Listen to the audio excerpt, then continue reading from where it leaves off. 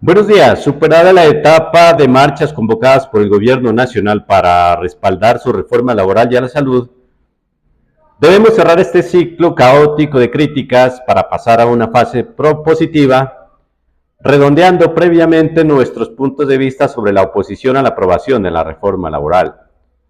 Lo primero que debemos decir es que era una reforma laboral que debía hundirse como se hundió en el Senado de la República, no tanto porque la hubiese presentado el actual gobierno nacional, pues así la hubiese presentado el gobierno de Uribe, de Santos o de Duque, debía hundirse porque era una reforma que impactaba negativamente en el mercado laboral y en la economía colombiana. Esto se deduce del estudio realizado por el Banco de la República que pronosticaba la pérdida de 500.000 empleos si se aprobaba la reforma laboral. ¿Por qué?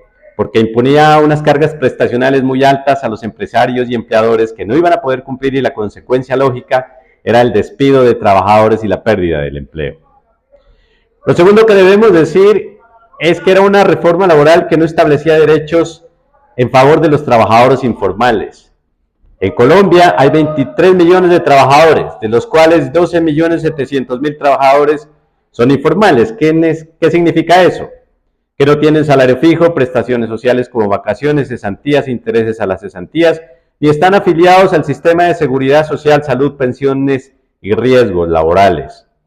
Es decir, en Colombia solo hay 10.300.000 colombianos que están formalizados y 12.700.000 trabajadores que no tienen derechos laborales. De modo que una reforma laboral en ese sentido, que discriminaba a la mayoría de los trabajadores de Colombia, no tenía sentido y no iba a impactar positivamente en el mercado laboral colombiano.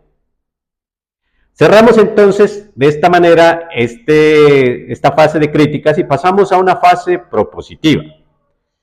En los siguientes días desarrollaremos unas temáticas que girarán en torno de 3 ejes fundamentales.